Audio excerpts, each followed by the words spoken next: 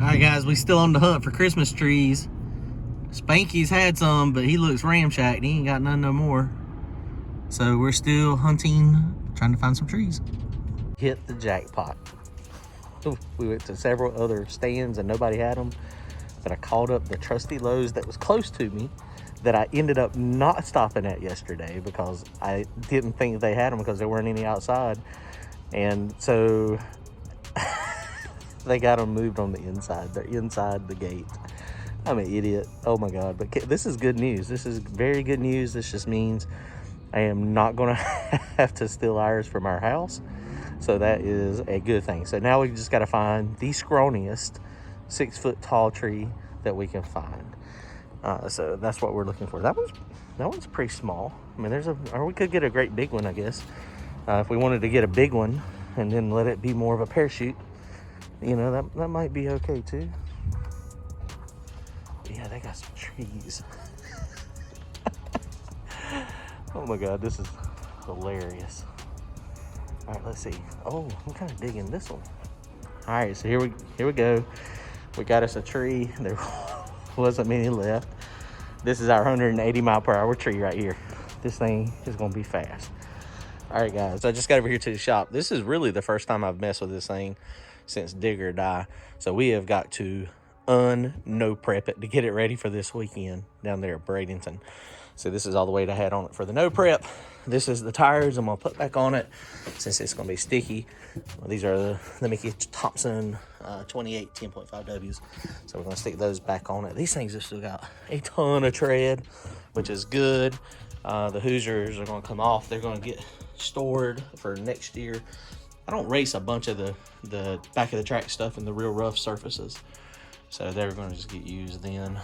I mean, they're super good tire. I'm super happy with the way that thing turned out. It was a good recommendation from Billy and Bill Street Race channel. So that was awesome. So let's get this thing pushed out of here. I need to drain the oil. I need to drain the water. I shouldn't say the oil. I'm not going to change the oil in it. We're just going to drain the water off the oil before we crank it up, push it out, take the back wheels off of it, change those tires. I do have a 390 gear in this thing, and I was contemplating if I should change gears or not. I've got a 373 gear, and I've also got a 327. I think the 390 is going to be fine. It's going to be a little high RPM, but I think it'll be okay. I mean, you know, I've turned this thing 8,700 RPM quite a few times. I mean, it's one of these long rod motors. It's a very short stroke, 3.34 stroke crankshaft. So with a long rod, short stroke, generally they're okay at higher RPM. So we'll see how it works out. Hopefully it stays together. We can blast it down through the quarter. If I have to ease up, you know, that just is what it is. I'll ease up a little bit and we'll get it to where, you know, it just ain't gonna kill it in RPM. But you know, when we got the tree strapped to the top, I don't know how it's gonna work anyway. I mean, we may have to let off at half track anyway because the aerodynamics is gonna be so bad.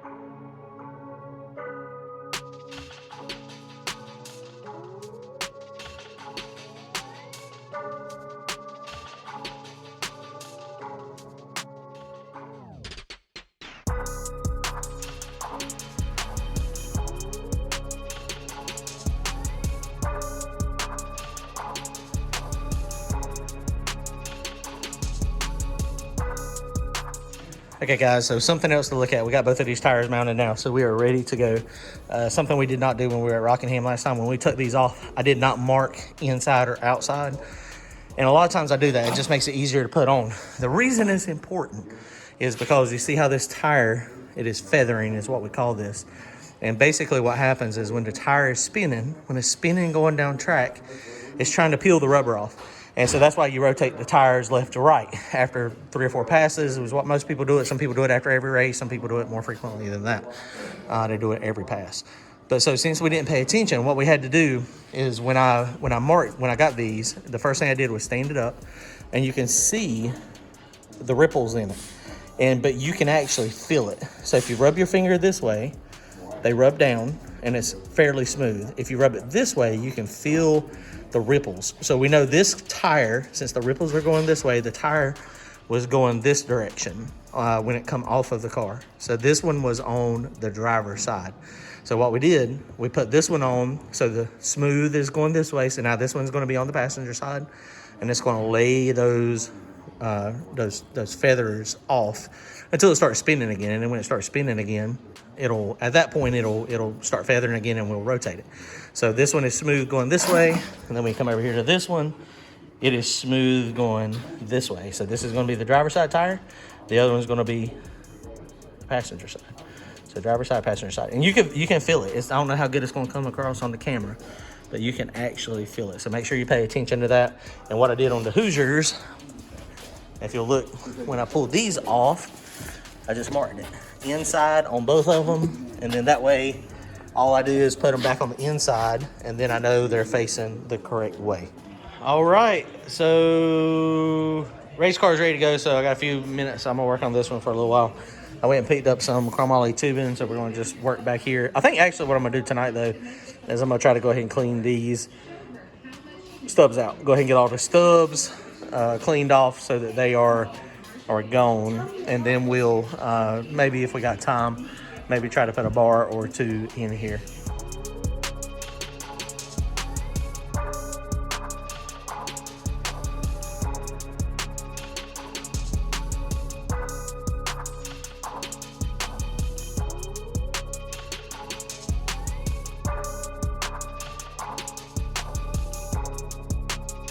Oh my goodness, look at all the grinding dust. I did put on a mask at some point. Luckily, Brian gave me some hearing protection so I can actually hear, which is good. But look how dirty this is, man. This is this metal dust is no joke.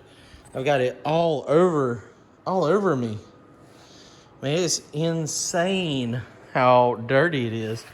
I got most of them done. I had 10 stubs that I ended up having to cut off. I've got 8 of them done. I have not done the top ones yet. I'm taking a little break. This is taking it's taking about an hour. What I was using is cutoff wheel to cut them closer, and then a grinder, and then a flap disc. There's a 40 grit flap disc, and just FYI, your finger versus a flap disc, the flap disc wins every single time. And the funny thing is it's not even hardly bleeding. I mean, I guess it just cauterized it as it went. Boy, look at that iPhone definition. I don't know what the white stuff is. I mean, I can still move it fine. And yeah, luckily I already have my tetanus shot. I'm fixing to go wash my hands and see if, it's not bleeding at all though. That's crazy. I promise you it's gonna hurt like crazy. I got it the other week right there beside it. So apparently that is the hand that probably needs the glove. But all right, let's keep working.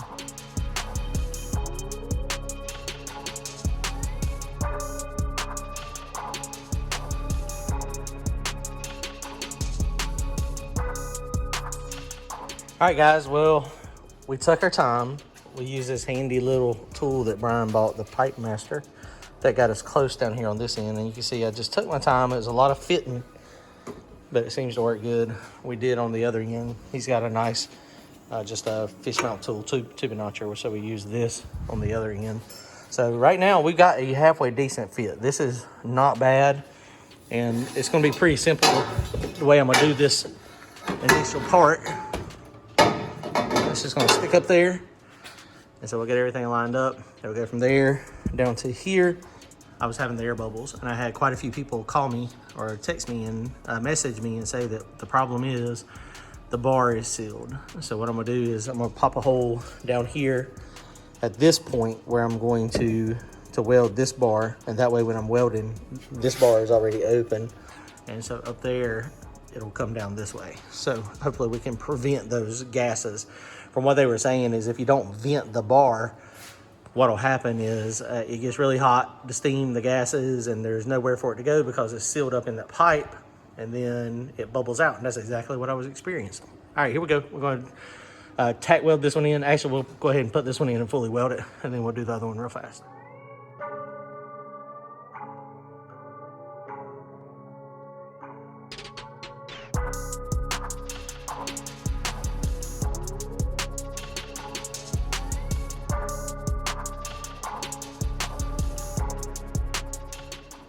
All right, guys, well, we got one bar partially in. I spent a lot of time getting the fitment right, and it is welding like butt. So I got to get some acetone, and we got to clean it real good. But it is not welding very good at all. It is welding, but it's just kind of popping a little bit. And I did drill a hole down in it like y'all were talking about. Up top was welding halfway decent, but down here is not at all. So my plan is to kind of triangulate this, put a bar on each side, and then I'm gonna do a couple of gussets or a couple of support bars in between here. Probably do one here and one here. Then we'll do an X brace, and then coming off of the spot where it was welded previously, that'll come from there and probably go to this. I have to decide if I want to go to the bottom bar or top bar. So boom, we're making some progress, getting it done. All right, guys, y'all comment, like, and subscribe. We'll see y'all soon. Later.